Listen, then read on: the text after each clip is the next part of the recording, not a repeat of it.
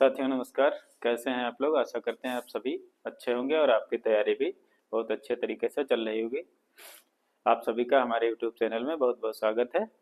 जैसा कि हम लोग पूर्व के वीडियोस में भारतीय संविधान को एक बहुत ही विस्तृत रूप से पढ़ रहे थे और उसमें हम लोगों ने पिछले वीडियो में भारतीय संविधान के भाग 3 के बारे में विस्तृत चर्चा की थी, जिसमें मूल अधिकारों के बारे में अर्थात फंडामेंटल राइट्स के बारे में हम लोगों ने विस्तृत एक सारगर्भित अध्ययन किया था और उसके अंदर जो भी महत्वपूर्ण अनुच्छेद दिए गए थे उनके बारे में हम लोगों ने बारी बारी से बहुत ही विस्तार से चर्चा की थी।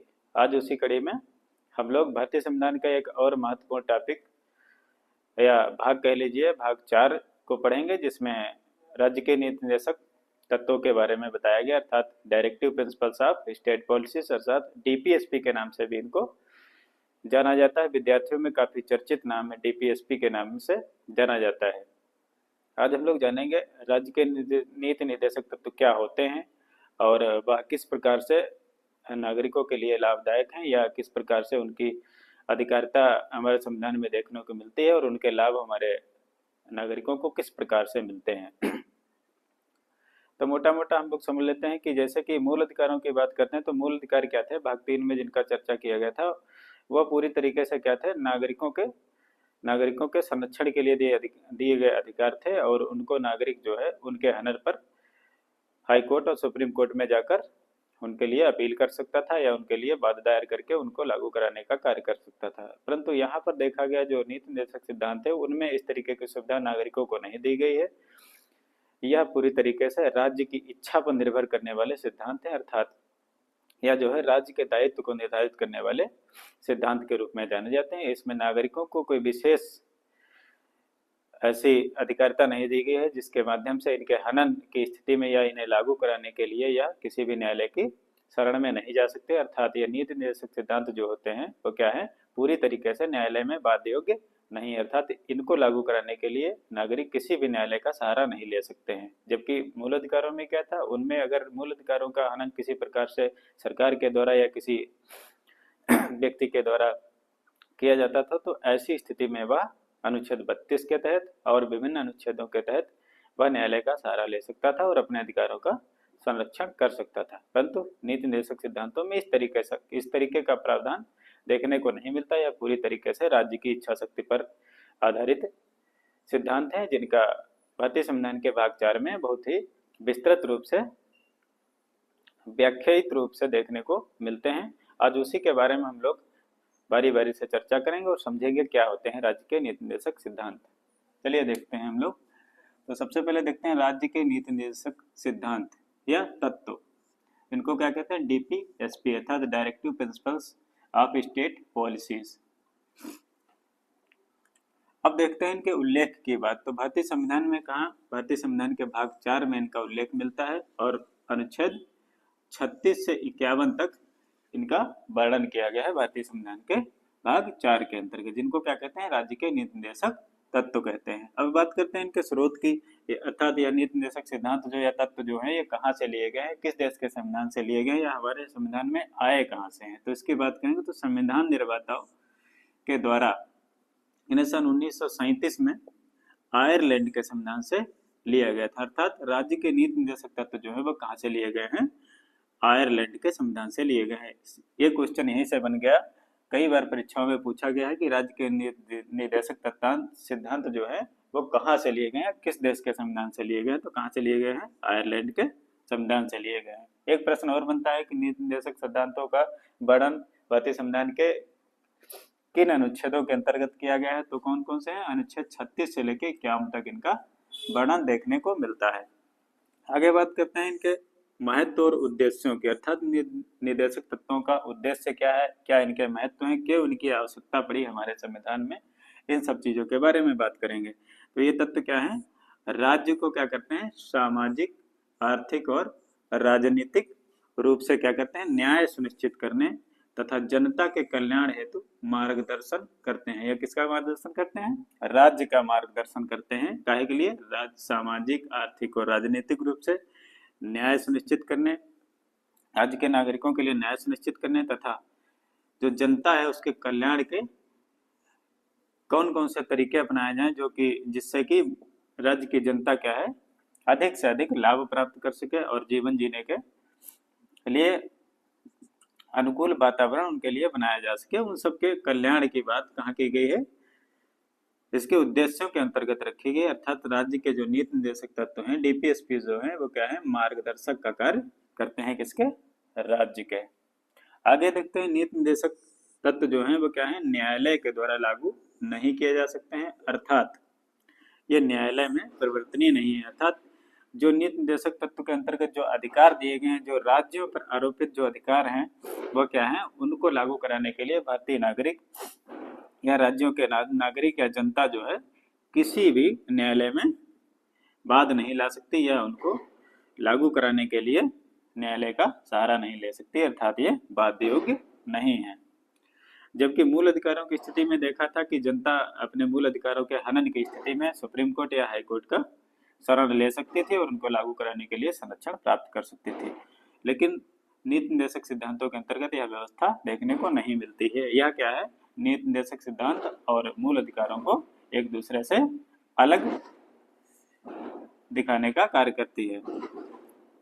आगे देखते हैं ये केवल क्या है सरकार के मार्गदर्शक की भूमिका में अदा करते हैं, अर्थात नीति निर्देशक तत्व जो है वो क्या है सरकार का केवल मार्गदर्शन करते हैं, किस प्रकार से कौन सी पॉलिसीज लागू की जाएंगी या किस प्रकार से कार्य किया जाए, योजनाओं का क्रियान्वयन किस प्रकार से किया जाएगी जिससे उसमें निवास करने वाली जनता का अधिक से अधिक कल्याण हो सके, उसका मार्गदर्शन कौन करता है, नीति निर्देशक तत्व करते हैं। आगे देखते हैं ये तत्व क्या है मूल अधिकारों के पूरक का कार्य करते हैं, अर्थात मूल अधिकारों जैसे इनकी कार्यकारिणी नहीं है, मूल अधिकारों की तरह यह नहीं है, लेकिन उसके पूरक की तरह कार्य करते हैं। आगे देखते हैं इन तत्वों के आधार पर कार्य करना क्या है सरकार की इच्छा शक्ति पर निर्भर करता है, अर्थात हम कह सकते हैं कि मूल अधिकारों को किस हद तक लागू किया जाएगा या उनका किस स्थिति तक पालन सरकार के द्वारा किया जाएगा यह सरकार की अपनी स्वयं की इच्छा पर निर्भर करता है। इसके लिए किसी संस्था के द्वारा या किसी न्यायालय के द्वारा उस पर दबाव नहीं बनाया जा सकता, या नागरिक भी उसके लिए दबाव नहीं बना सकते हैं कि अमुक कार्य को किस तरीके से किया जाए या हमारा इनके प्रति क्या अधिकार है। इन सब चीजों पर लेकर सरकार के ऊपर दबाव किसी प्रकार से नहीं बनाया जा सकता, क्योंकि यह क्या है न्यायालय में बाध्य योग्य नहीं है, पूरी तरीके से राज्यों के अपनी इच्छा पर निर्भर करता है कि वह कौन सा कार्य किस तरीके से करेंगे जिससे कि जनता वहां की जनता को अधिक से अधिक कल्याण हो सके, अधिक से अधिक सुविधाएं मुहैया हो सके। इस प्रकार से हम लोगों ने देखा कि संविधान के किस भाग के अंतर्गत निर्देशक तत्व हैं, ये उनके स्रोतों की बात की कहाँ से ये लिए गए हैं, उसके उद्देश्य क्या है, क्या महत्व है। अब आगे हम लोग इसके अंतर्गत जो महत्वपूर्ण अनुच्छेद दिए गए हैं जहाँ से सैकड़ों बार प्रश्न पूछे गए और आगे आने वाली परीक्षाओं में भी पूछे जाते रहेंगे, तो उन अनुच्छेदों को हम लोग एक एक करके बारी बारी से पढ़ेंगे और उसके बारे में क्या प्रावधान दिए गए हैं इन सबकी चर्चा करेंगे ताकि आगे आने वाली परीक्षाओं में आप इनका बेहतर प्रयोग कर सकें। चलिए दोस्तों, अब हम लोग राज्य के नीति निर्देशक तत्वों के कुछ महत्वपूर्ण अनुच्छेदों की चर्चा करेंगे, जिसमें हम लोग एक एक करके अनुच्छेदों को समझेंगे। महत्वपूर्ण अनुच्छेद जो दिए गए हैं इनकी चर्चा हम लोग करेंगे। राज्य के नीति निर्देशक तत्वों के अंतर्गत जो महत्वपूर्ण अनुच्छेद हैं, जहां से हमेशा विभिन्न परीक्षाओं में प्रश्न पूछे जाते रहे हैं और आगे भी पूछे जाएंगे, चाहे वह स्टेट पीएससी की बात करें या वनडे एग्जाम कोई भी हो, जैसे रेलवे हो गया, समीक्षा अधिकारी, सहायक समीक्षा अधिकारी इत्यादि विभिन्न परीक्षाओं में यहाँ से हर वर्ग के सवाल पूछे गए हैं जो आज के बाद आपके गलत नहीं होंगे। चलिए अब महत्वपूर्ण अनुच्छेदों में सबसे पहले अनुच्छेद 36 अर्थात 36 अनुच्छेद 36 की बात करते हैं। तो इसमें क्या है नीति निर्देशक तत्व जो दिए गए हैं उनकी परिभाषा कहाँ दी गई है। अनुच्छेद 36 के अंतर्गत नीति निर्देशक तत्वों की परिभाषा की बात की गई है। आगे देखते हैं अनुच्छेद 37 अर्थात अनुच्छेद 37 में क्या दिया गया। इस भाग में समाहित सिद्धांतों को लागू करने की व्यवस्था। कौन से भाग में, भाग 4 के अंतर्गत जो नीति निर्देशक सिद्धांत दिए गए हैं उसमें जो नियम कानून जो है, जो सिद्धांत दिए गए हैं वह कैसे लागू होंगे, उसके लागू करने की क्या व्यवस्था होगी, उसका वर्णन कहाँ मिलता है? अनुच्छेद 37 में देखने को मिलता है। आगे बात करते हैं अनुच्छेद 38 की। तो 38 में क्या दिया गया है? राज्य के द्वारा सामाजिक, आर्थिक और राजनीतिक न्याय की व्यवस्था को बढ़ावा देना, अर्थात राज्यों का यह कर्तव्य होगा कि अपने नागरिकों को सामाजिक, आर्थिक और राजनीतिक रूप से क्या करें? सक्रिय बनाएं, उनकी सामाजिक, आर्थिक और राजनीतिक स्थिति मजबूत करने पर काम करें, उनको न्याय दिलाने अर्थात उनको न्याय की व्यवस्था इत्यादि की जो व्यवस्था होनी चाहिए उसको सुनिश्चित करने का काम किसका है? राज्यों का है। यह व्यवस्था कहाँ देखने को मिलती है? अनुच्छेद 38 के तहत देखने को मिलती है। आगे देखते हैं अनुच्छेद 39 अर्थात अनुच्छेद 39 में क्या दिया गया है? संसाधनों का उचित वितरण अर्थात समान कार्य के लिए समान वेतन। संसाधन जो है राज्य के, जो विभिन्न प्रकार के संसाधन है, सरकारी नौकरियां हैं या विभिन्न प्रकार के सार्वजनिक पदों पर या लोक महत्व के पदों पर जो उनके लोक महत्व के पदों पर नियुक्ति, उन पर कार्य करने, चाहे वह महिला हो या पुरुष हो, उसको समान कार्य के लिए समान वेतन इत्यादि की बात कहाँ की गई है? अनुच्छेद 39 के अंतर्गत की गई है। यह व्यवस्था सुनिश्चित करने का काम किसका है? राज्यों का, अर्थात राज्य का यह काम है कि वह संसाधनों के का जो हमारे संसाधन हैं हमारे देश के, उनको उनका वितरण ऐसा हो कि वो सबके लिए क्या हो? समान रूप से उपयोगी है, या उनका वितरण जो है समान रूप से सभी नागरिकों में हो। और जो समान कार्य के लिए समान वेतन की बात की गई, यहाँ पर यह वर्णन किया गया है कि चाहे वह पुरुषों के द्वारा किया जाने वाला कार्य हो या महिलाओं के द्वारा उसी काम को करने के लिए समान कार्य, अर्थात जो काम पुरुष कर रहे हैं वही काम महिलाएं कर रही हैं, तो उनका पारिश्रमिक अर्थात वेतन भत्ता इत्यादि की जो व्यवस्था है वह भी क्या होनी चाहिए? पुरुषों के समान ही होनी चाहिए। यह व्यवस्था सुनिश्चित करने का प्रावधान कहाँ दिया गया है? आर्टिकल 39 के अंतर्गत यह व्यवस्था देखने को मिलती है। आगे देखते हैं आर्टिकल 39A। 39A में क्या दिया गया है? समान न्याय एवं निःशुल्क कानूनी सहायता उपलब्ध कराना सरकार का दायित्व है। आर्टिकल 39A में एक व्यवस्था और जोड़ दी गई, वह क्या है? समान न्याय एवं निःशुल्क कानूनी सहायता उपलब्ध कराना। अर्थात इसका मतलब यह हुआ कि किसी नागरिक के कोई नागरिक या चाहे वह आर्थिक रूप से या शारीरिक रूप से इतना कमजोर है या उसकी स्थिति ऐसी नहीं है कि वह अपने खर्चे पर जो है विधिक सहायता प्राप्त कर सके विभिन्न मामलों में, तो ऐसी स्थिति में राज्यों का यह कर्तव्य होता है या सरकारों का यह कर्तव्य होता है वह अपने जनता को या अपने उसमें निवास करने वाले नागरिकों को उसकी स्थिति के अनुसार निःशुल्क विधिक सहायता उपलब्ध कराए, या उसके लिए सरकारी वकील इत्यादि की व्यवस्था करना क्या है? सरकारों का दायित्व है, जिससे कि वह अपना पक्ष रख सके और अपना संरक्षण प्राप्त कर सके। ऐसी व्यवस्था हमें आर्टिकल 39A के अंतर्गत देखने को मिलती है। समान न्याय अर्थात न्याय जो होना चाहिए, न्याय की प्रणाली जो है वो सभी नागरिकों के लिए समान है, और हमारे संविधान में नागरिकों को निःशुल्क विधिक सहायता प्राप्त करने का अधिकार मूल अधिकारों के अंतर्गत भी दिया गया है। और यही व्यवस्था वहां पर क्या है? न्यायालय के द्वारा परिवर्तन नहीं किया जा सकता है, परंतु यहाँ पर सरकार की इच्छा पर निर्भर करती है कि वह निःशुल्क सहायता उपलब्ध कराए या अथवा न कराए।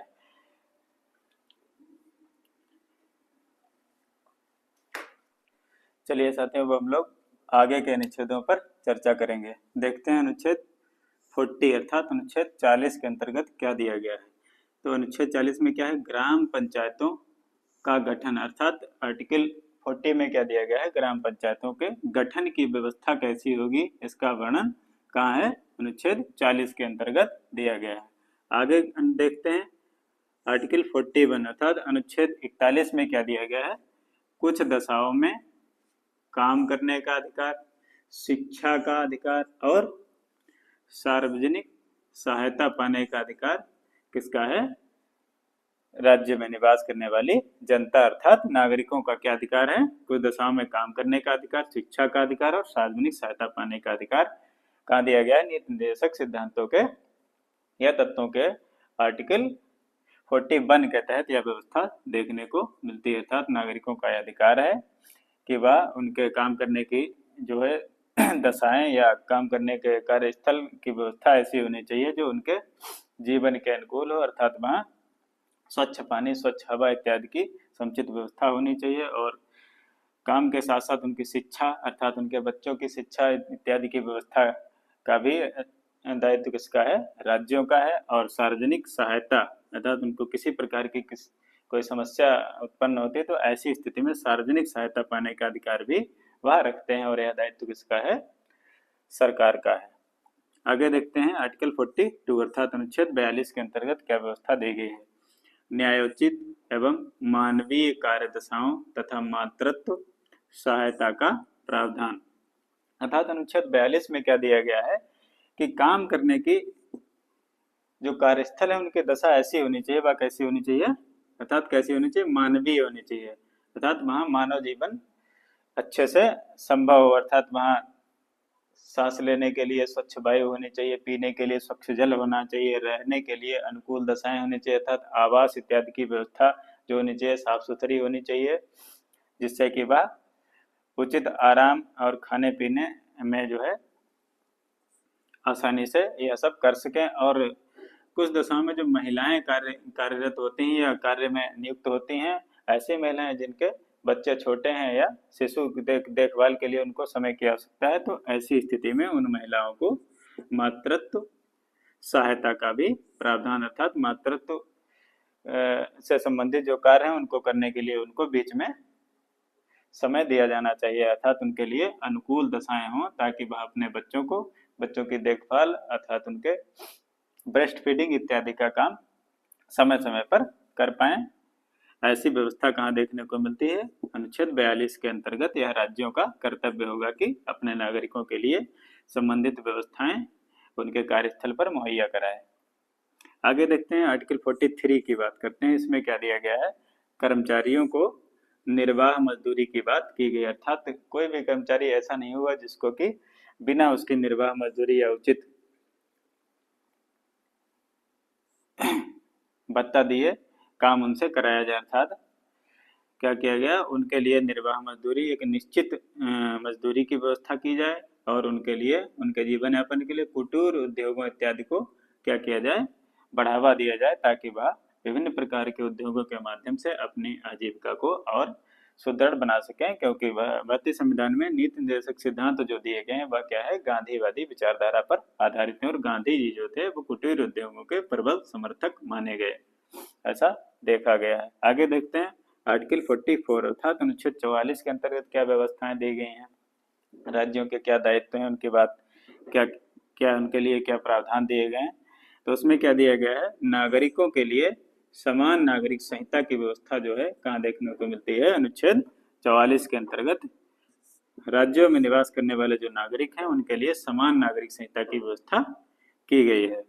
आगे देखते हैं आर्टिकल 45 अर्थात अनुच्छेद 45 के अंतर्गत क्या दिया गया है। तो इसमें बालपन पूर्व की देखभाल तथा 6 वर्ष से कम आयु के बच्चों की शिक्षा की व्यवस्था कहाँ की गई है? आर्टिकल 45 के अंतर्गत की गई है और यह व्यवस्था का प्रावधान जो है वो संविधान के 86वें संशोधन अधिनियम 2002 के द्वारा रखा गया है या 2002 के द्वारा ऐसी व्यवस्था की गई है कि 6 वर्ष से कम उम्र के जो बच्चे होंगे उनकी शिक्षा इत्यादि की व्यवस्था का दायित्व किसका होगा? संबंधित सरकारों का या संबंधित राज्य सरकार का यह दायित्व होगा कि वह अपने नागरिकों के 6 वर्ष से कम आयु के बच्चों की शिक्षा की व्यवस्था करे। अब यहाँ से आशा करते हैं कि आप लोग जो भी पढ़ाया जा रहा है यह बहुत ही मेहनत से निकाला गया मटेरियल है जो आपकी परीक्षा की दृष्टि से बहुत ही महत्वपूर्ण है। तो आप लोग साथ ही साथ में इसके नोट्स बनाते चलें। अगर बाद में नोट्स बनाना चाहते हैं तो इसका स्क्रीनशॉट लेते जाएं और बाद में इसको व्यवस्थित ढंग से आप नोट्स तैयार कर लें। यहाँ से आप किसी भी परीक्षा की मेंस का उत्तर इत्यादि भी लिखने में काफ़ी मदद मिलेगी। यहाँ से आप सीधे सीधे इन्हीं पॉइंटों को संबंधित प्रश्न अगर आता है तो उसमें आसानी से आंसर लिख सकते हैं और अच्छे अंक प्राप्त कर सकते हैं। यह लेक्चर आपके लिए बहुत ही उपयोगी साबित होगा आने वाली परीक्षाओं में। चलिए आगे देखते हैं बचे हुए अनुच्छेदों को विस्तार से। तो सबसे पहले देखते हैं अनुच्छेद 46 अर्थात अनुच्छेद 46 में क्या दिया गया है। तो SC STs आदि कमजोर वर्गों के शैक्षिक तथा आर्थिक हितों को बढ़ावा देना। अर्थात अनुच्छेद 46 के अंतर्गत राज्यों पर क्या दायित्व दिए गए हैं कि वह अनुसूचित जाति एवं अनुसूचित जनजातियों आदि कमजोर वर्ग जो हैं उनके शैक्षिक हितों की तथा उनके आर्थिक हितों को क्या करेंगे, वो बढ़ावा देंगे। ऐसा प्रावधान कहाँ दिया गया है, 46 में। अर्थात उनके लिए शिक्षा के लिए बेहतर अवसर उपलब्ध कराना, शिक्षा के क्षेत्र में विभिन्न प्रकार की छूट देना और विभिन्न प्रकार की पढ़ाई से संबंधित स्टेशनरी आदि उपलब्ध कराना, स्कॉलरशिप देना हो गया और फीस इत्यादि में छूट की व्यवस्था का प्रावधान। और इस प्रकार से उनके हितों के संरक्षण की बात कहाँ की गई है, अनुच्छेद 46 के अंतर्गत राज्यों का यह कर्तव्य या दायित्व निर्धारित किया गया है। आगे देखते हैं अनुच्छेद 47 अर्थात 47 में क्या दिया गया है, मद्य निषेध, जीवन स्तर में सुधार, पोषाहार तथा जन स्वास्थ्य की स्थिति को बेहतर बनाने का कार्य करेंगे कौन, राज्य करेंगे। तो मद्य निषेध से तात्पर्य है कि विभिन्न राज्यों में, जैसे कि बिहार की स्थिति को देख लेते तो बिहार ने पूरी तरीके से क्या किया है, मदिरा को बैन कर दिया था, शराब को पूरी तरीके से बैन कर दिया। इस प्रकार से वहाँ के लोग जो है अब जब शराब नहीं पीते हैं तो वो क्या करते हैं, जो यहाँ से पैसा, जो धन की बर्बादी होती थी वह उनका बच जाता है और उससे क्या होता है, वो अच्छा पोषण ग्रहण करते हैं, पोषाहार अच्छा आहार खाते हैं। उससे क्या होता है, उनके जीवन स्तर में सुधार देखने को मिला। और जब उनका अच्छा पोषाहार खाया उन्होंने और जीवन उनका जब स्तर अच्छा हो गया तो वो क्या हो गया, उनके शारीरिक स्थिति भी अच्छी हो गई, अर्थात उनका स्वास्थ्य इत्यादि भी क्या हो गया, बेहतर हो गया। तो इस प्रकार से हम लोगों ने देखा कि 47 में क्या व्यवस्था है, मद्य निषेध की व्यवस्था, मदिरापान हो गया और विभिन्न प्रकार के ड्रग्स और विभिन्न प्रकार के नशा इत्यादि के निषेध की व्यवस्था राज्यों को करनी है। ऐसा प्रावधान कहाँ है, 47 में है। और जब ये व्यवस्था हो जाएगी तो जाहिर सी बात है कि जब कोई व्यक्ति विभिन्न प्रकार के नशा जैसे दारू पीना, ड्रग्स इत्यादि का सेवन बंद कर देगा तो उनका जीवन स्तर क्या हो जाएगा, सुधर जाएगा। अच्छा खाना खाएंगे तो उनके स्वास्थ्य को भी लाभ होगा और उनका स्वास्थ्य बेहतर बनेगा। ऐसी व्यवस्था है इसमें। आगे देखते हैं अनुच्छेद 48 अर्थात अनुच्छेद 48। इसमें क्या व्यवस्था की गई है, कृषि एवं पशुपालन की व्यवस्था की। अर्थात यहाँ कृषि को बढ़ावा देने के लिए विभिन्न प्रकार की योजनाएं दी जाएंगी, जैसे खाद हो गया, बीज इत्यादि पर क्या सब्सिडी की व्यवस्था और उनको सहयोग देना और पशुपालन को बढ़ावा देना। पशुपालन को बढ़ावा देने का तात्पर्य हुआ कि जब कृषि करेंगे तो बाई प्रोडक्ट के रूप में विभिन्न प्रकार की फसलें तैयार होंगी जिनको कि पशुओं के खाने के लिए प्रयोग किया जाएगा और वहाँ से पशुपालन को बढ़ावा मिलेगा। और विशेष रूप से दुधारू पशु जो हैं उनके संगठन की व्यवस्था यहाँ देखने को मिलती है। अर्थात दुधारू पशुओं के लिए विभिन्न प्रकार की योजनाएं, उनके सब्सिडी इत्यादि की बात कहाँ की गई है, अनुच्छेद 48 के तहत की गई, ताकि नागरिक जो है अपनी आय में वृद्धि कर सकें और अपने जीवन स्तर को सुदृढ़ बनाने का कार्य कर सकें। आगे देखते हैं इसका एक और खंड इसमें जोड़ दिया, अनुच्छेद 48A। इसमें क्या व्यवस्था की गई, जब कृषि और पशुपालन की बात हो गई तो उसके बाद बची व्यवस्था पर्यावरण संरक्षण की। जब कृषि और पशुपालन अच्छे तरीके से होने लगा तो आगे बात आ गई पर्यावरण संरक्षण एवं संवर्धन तथा वन एवं वन्य जीवों की सुरक्षा की बात की गई। जब कृषि और पशुपालन बेहतर हो गया, दुधारू पशु इत्यादि आ गए, तो पर्यावरण को सुरक्षित करने की भी बात आगे अर्थात पर्यावरण को सुरक्षित करने का दायित्व भी क्या है, राज्यों का है। और उनका संवर्धन किया जाए और विभिन्न प्रकार के वनों और उनमें रहने वाले विभिन्न प्रकार के जीव जंतुओं की सुरक्षा व्यवस्था की जिम्मेदारी भी राज्यों को दी गई है अनुच्छेद 48A के तहत। अर्थात इन सभी व्यवस्थाओं के लिए अनुकूल दशा तैयार करने का कार्य कौन करेगा, संबंधित राज्य की सरकारें करेंगी। आगे देखते हैं आर्टिकल 49 में क्या दिया गया। 49 क्या है, राष्ट्रीय महत्व के स्मारक स्थानों तथा वस्तुओं के संरक्षण की बात की गई। अर्थात राज्यों का कर्तव्य होगा कि वह अपने सीमा क्षेत्र में आने वाले विभिन्न प्रकार के जो स्मारक हैं जैसे कि लाल किला हो गया, ताजमहल हो गया, या विभिन्न स्थान हो गए जो ऐतिहासिक धरोहर के रूप में जाने जाते हैं, और विभिन्न प्रकार की वस्तुएं हो गई जैसे कि अशोक का शिलालेख हो गया और हड़प्पा सभ्यता इत्यादि से जो निकली बहुत सारी चीजें जो पौराणिक चीज़ें हैं उनके संरक्षण इत्यादि की व्यवस्था कौन करेगा, उसका दायित्व किसका है, राज्यों का है। वो राष्ट्रीय महत्व के विभिन्न स्मारक जो हैं, ताजमहल इत्यादि, इमामबाड़ा इत्यादि, इन सब की क्या करेगा, उनका रख रखाव करेगा। उनके जीर्णोद्धार का काम करने का काम कौन करेगा, राज्य करेंगे। और उनमें स्थित वस्तुओं की सुरक्षा और व्यवस्था करने का दायित्व राज्यों का है। यह कहाँ दिया गया, अनुच्छेद 49 के अंतर्गत इस व्यवस्था को दिया गया है। आगे देखते हैं आर्टिकल 50 अर्थात अनुच्छेद 50 के अंतर्गत क्या दिया गया है।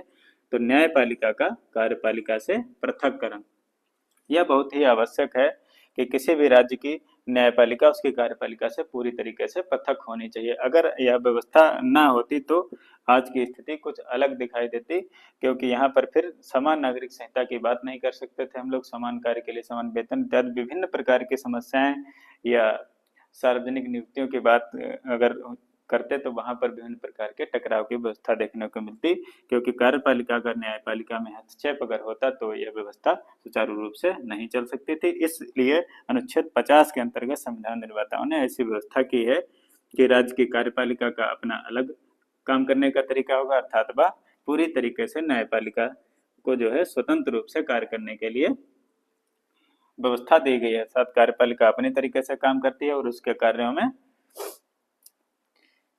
हस्तक्षेप करने की शक्ति कार्यपालिका को न्यायपालिका के अंतर्गत नहीं है। अर्थात वह न्यायपालिका और कार्यपालिका दोनों अपने अपने तरीके से स्वतंत्र तरीके से काम करती हैं और आपसी सामंजस्य को बनाती हैं, जिससे कि नागरिकों को अधिक से अधिक लाभ और संरक्षण की व्यवस्था सुनिश्चित की जा सके। आगे देखते हैं अनुच्छेद 51।